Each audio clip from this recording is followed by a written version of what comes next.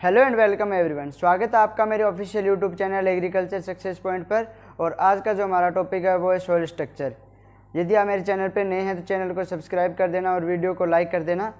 Soil structure को start करने से पहले कल जो हमने टॉपिक किया था सॉइल टेक्सचर, उसके कुछ क्वेश्चन लिखे हुए हैं। जैसे हमने कल भी किए थे सॉइल सेपरेट के क्वेश्चन, वैसे आज सॉइल टेक्सचर के क्वेश्चन कर रहे हैं। तो देखिए, पहला क्वेश्चन है, out of these soil textural classes which one is having higher sand content. तो देखिए, कल मैंने ये क्वेश्चन आपको कराए भी थे। इसने पूछा है कि कौन से टेक्सचरल क्लास के अंदर सैंड कंटेंट जो है हाई होएगा।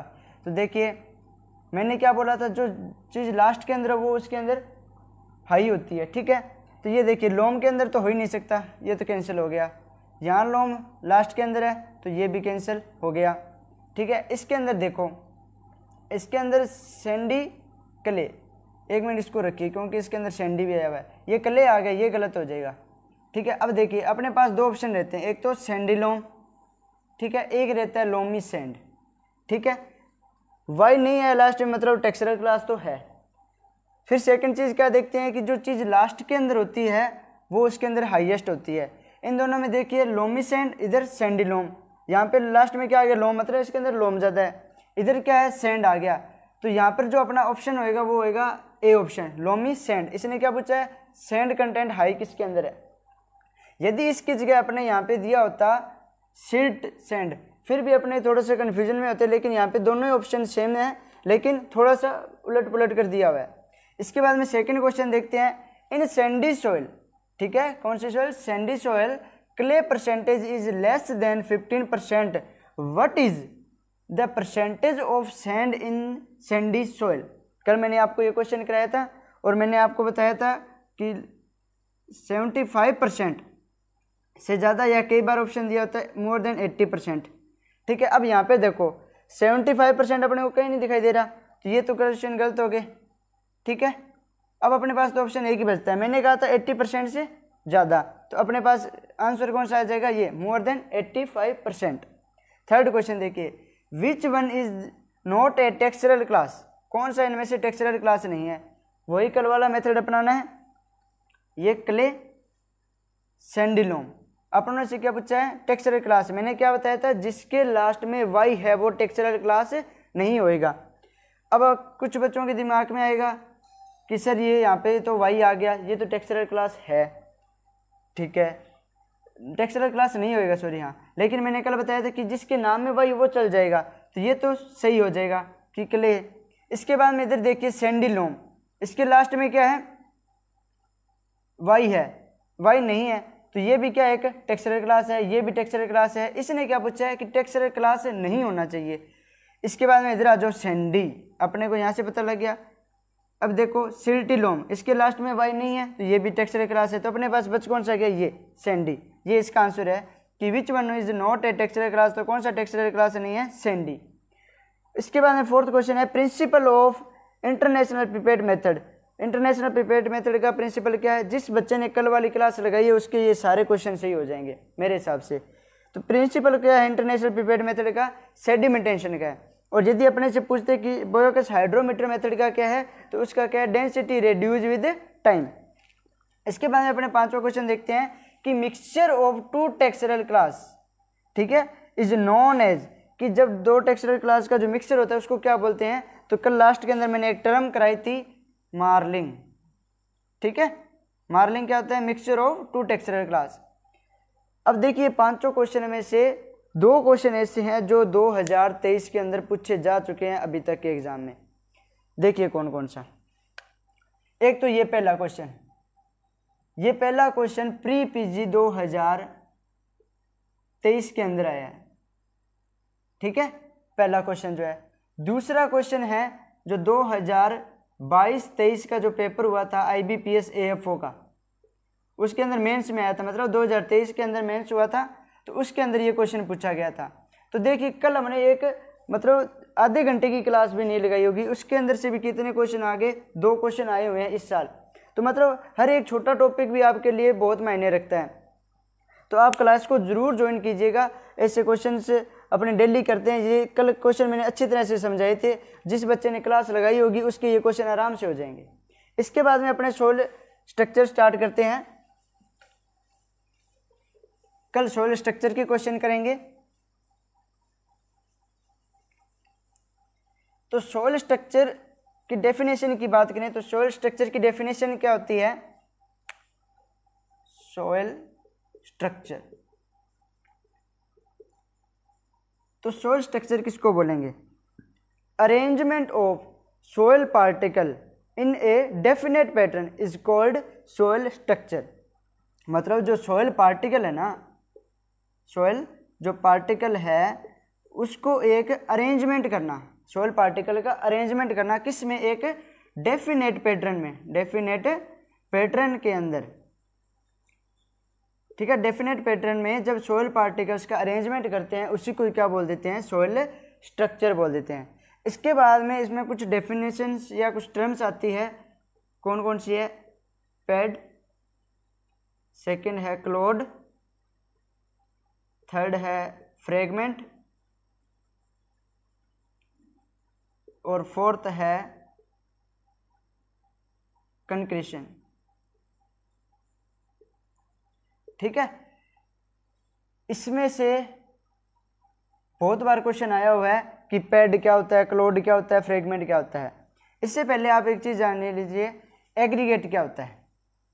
एग्रीगेट होता है किसी चीज़ का इकट्ठा होना, ठीक है। ये इसके आगे यदि सॉइल जोड़ दूं तो क्या हो गया? सॉइल एग्रीगेट, मतलब सॉइल का इकट्ठा हो जाना, ठीक है। तो पैड क्या होता है? पैड होता है जो नेचुरली फॉर्म्ड सॉइल एग्रीगेट, ठीक है। जो नेचुरली फॉर्म्ड सॉइल एग्रीगेट होता है उसको क्या बोलते हैं? अपने पैड बोलते हैं। और जब आर्टिफिशियली फॉर्म्ड होता है ये सॉइल एग्रीगेट, मतलब अपने जब बनाते हैं आर्टिफिशियल तरीके से, तो उसको क्या बोल देते हैं? अपने क्लोड बोल देते हैं। तो आर्टिफिशियली, ठीक है, जब आर्टिफिशियली बनेगा ये सॉइल एग्रीगेट तो इसको क्या बोल देंगे? क्लोड। फ्रेगमेंट क्या होता है? ये जो पैड होता है जब टूट जाता है तो इसको क्या बोल देते हैं? फ्रेगमेंट। तो जो ब्रोकन पैड होता है इसको क्या बोल देते हैं? अपने फ्रेगमेंट, ठीक है। कंक्रीशन क्या होता है? कंक्रीशन होता है कि जैसे अपनों ने एक टर्म पढ़ी थी परकोलेशन, क्या पढ़ी थी? परकोलेशन। परकोलेशन क्या होता है? डी मूवमेंट ऑफ वाटर, ठीक है, वाटर का डी मूवमेंट। जब ये डी मूवमेंट करेगा तो इसके साथ जो है साल्ट घुल कर जाएंगे, ठीक है, साल्ट और आयंस घुल कर जाएंगे और वो एक क्या है? एक सॉइल एग्रीगेट बना लेंगे, ठीक है। उसी को क्या बोलते हैं? अपने कंक्रीशन, ठीक है। परकोलेशन के द्वारा जब साल्ट और आयन जो है वो एक एग्रीगेट बना लेते हैं उसको क्या बोलते हैं? कंक्रीशन, ठीक है। इसके बाद में अपने स्टार्ट करते हैं टाइप्स के इसके, ठीक है। बेस से मैं आपको एक बेसिक इसका क्लासिफिकेशन भी बता देता हूँ, कई बार पूछ लेते हैं इसमें से भी। इसका क्लासिफिकेशन देखिए, आपने जीएसटी नाम सुना हुआ है, ठीक है। तो एस की जगह अपने को क्या याद रखना है? जीसीटी, ठीक है, जीसीटी। जी का मतलब हो गया ग्रेड, सी का मतलब हो गया क्लास और टी का मतलब हो गया टाइप। कितने ग्रेड में बांटा है? 4 ग्रेड में। क्लास कितनी है? 5 और टाइप कितनी है? 4। अपने इस ये भी काम का नहीं है, ये भी नहीं है। अपने जो क्वेश्चन आते हैं ज़्यादातर टाइप में से आते हैं, 4 टाइप में से, ठीक है। हाँ, एक चीज़ ये ध्यान दे लो कि ग्रेड का जो बेस लिया गया था, मतलब किसके बेस पे बांटा था? वो था ड्यूरेबिलिटी एंड डिस्टिंक्टनेस। किसके बेस पे? ड्यूरेबिलिटी, ठीक है, एंड डिस्टिंक्टनेस,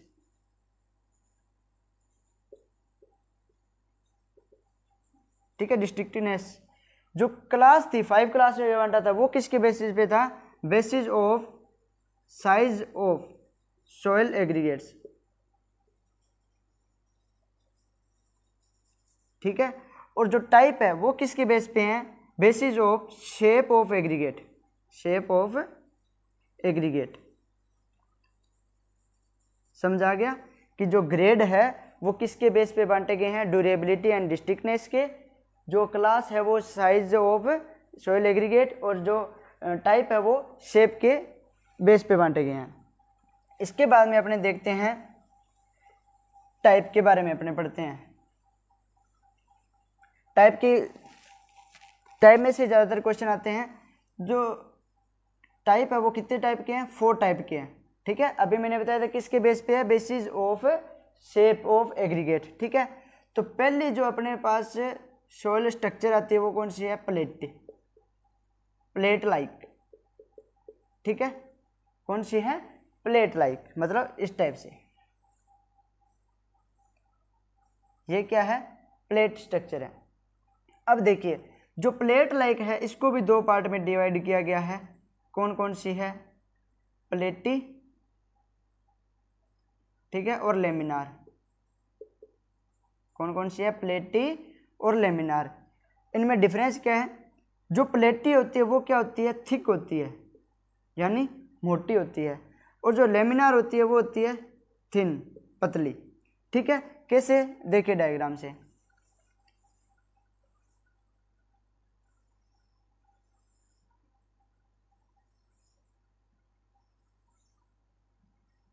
ये जो स्ट्रक्चर है वो किसकी है, प्लेटी की है, ये थिक है। ठीक है, इसके अंदर जो प्रत्येक प्लेट है वो क्या है, थिक है, मोटी है।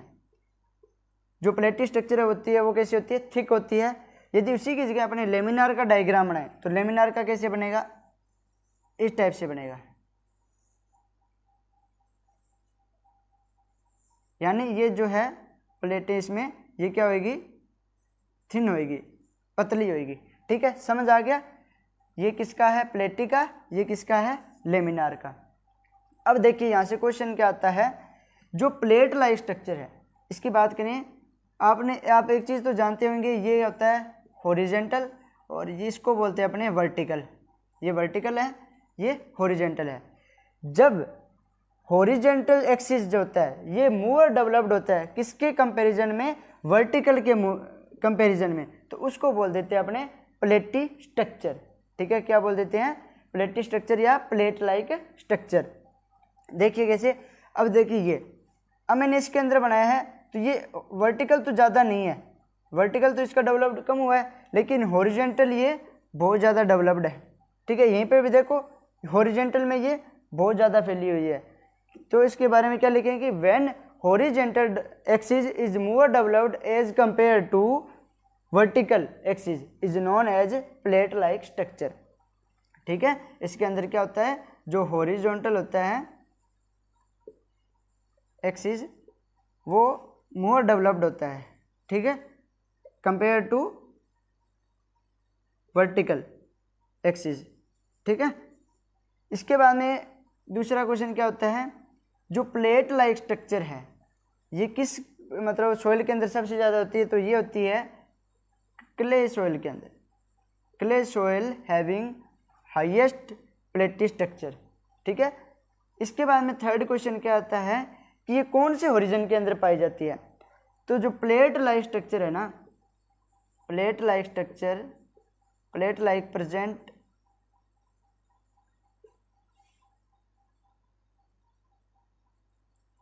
इन ए होरिजन।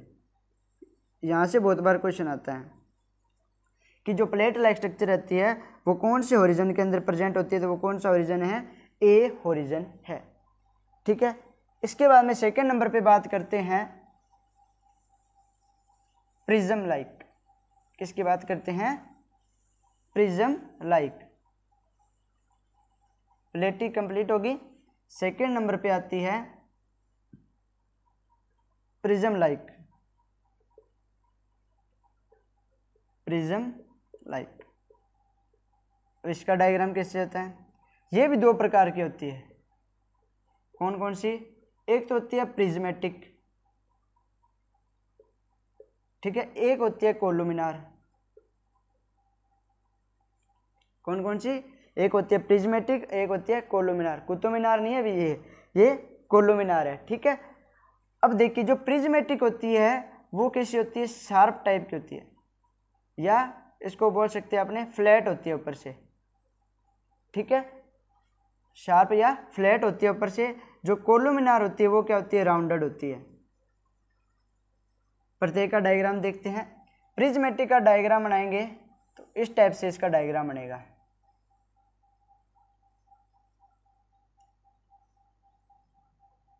ठीक है।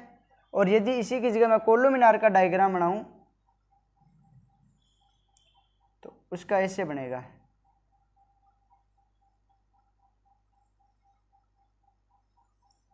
ठीक है।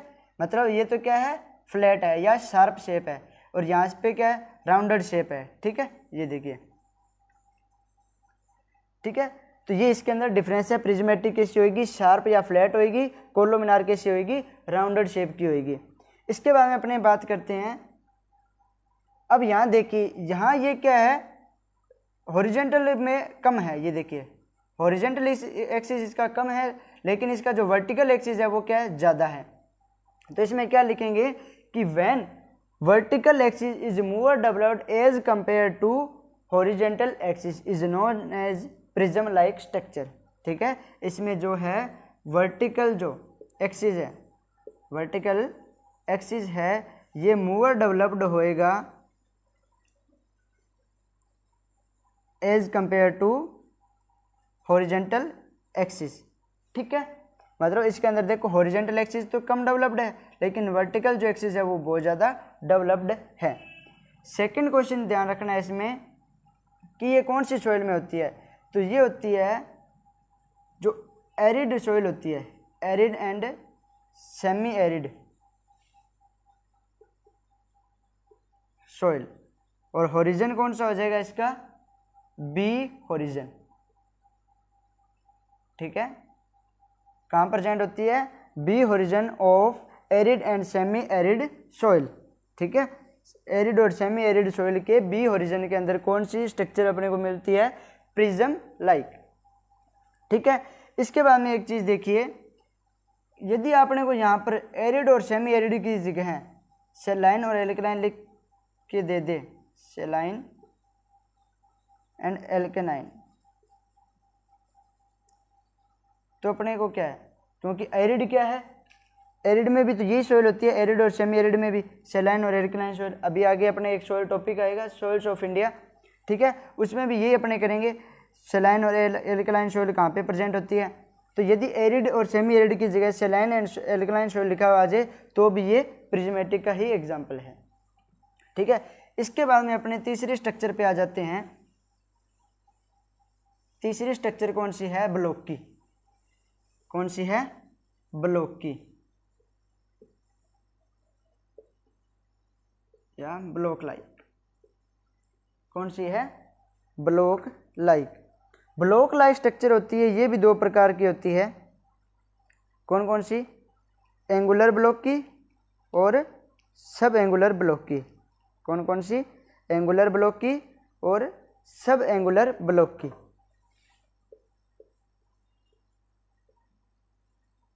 एंगुलर ब्लॉक की और सब एंगुलर ब्लॉक की, ठीक है। इनमें क्या डिफरेंस होता है, जो एंगुलर ब्लॉक की होती है ना, ये क्या होती है, बिल्कुल एंगल की तरह होती है ऐसे, मतलब इसका जो 90 डिग्री का एंगल बनेगा यहाँ पर चारों तरफ, क्या बनेगा, 90 डिग्री का एंगल बनेगा एंगुलर के अंदर। सब एंगुलर में क्या होती है, ये जो चारों कोने हैं ये क्या हो जाते हैं, राउंड हो जाते हैं इस प्रकार,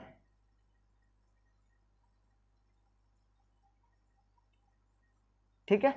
एंगुलर के अंदर तो क्या होती है, बिल्कुल 90 डिग्री का कोण बनता है, और सब एंगुलर में क्या होती है, ये राउंडेड हो जाती है। ये इसके डायग्राम है।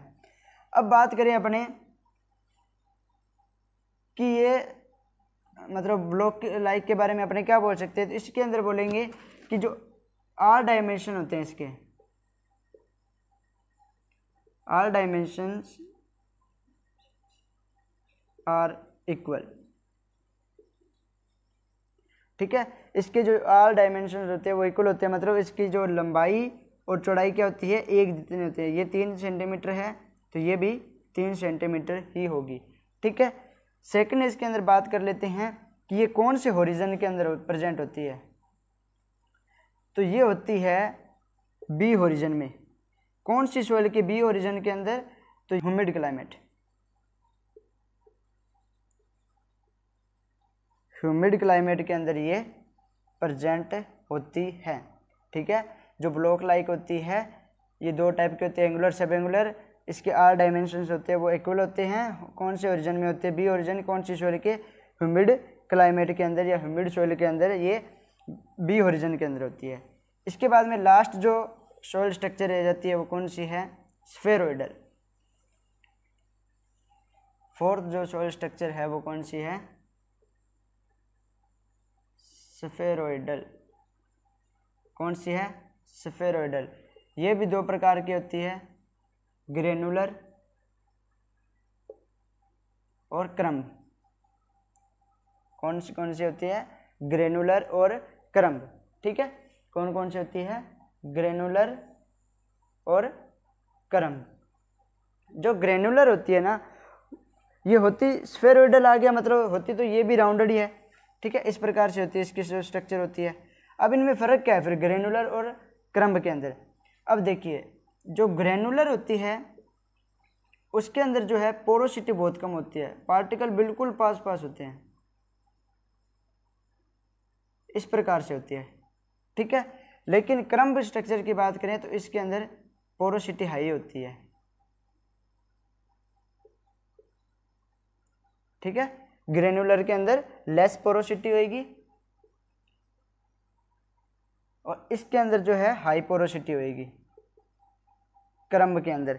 ठीक है, इसके बाद में अपनी बात कर लेते हैं जो स्फेरोइडल होता है इसके बारे में भी ये लिखते हैं कि इसके जो आर डायमेंशंस हैं वो क्या होते हैं? इक्वल होते हैं। ठीक है, क्योंकि ये राउंडेड है तो इसके अंदर ऐसे तो नहीं है इसका वर्टिकल एक्सिस ज़्यादा है या हॉरिजॉन्टल एक्सिस ज़्यादा है, तो अपने इसमें ये लिखते हैं कि ऑल डायमेंशंस आर इक्वल। और ये कौन से हॉरिजन के अंदर प्रेजेंट होती है? कौन से हॉरिजन के अंदर प्रेजेंट होती है? तो ये होती है ए हॉरिजन के अंदर। कौन से हॉरिजन के अंदर होती है? ए हॉरिजन के अंदर प्रेजेंट होती है। इसके बाद में एक चीज़ ध्यान रखना ना, ये जो क्रम्ब लाइक स्ट्रक्चर होती है ना ये बेस्ट होती है किसके लिए? Best for agriculture production.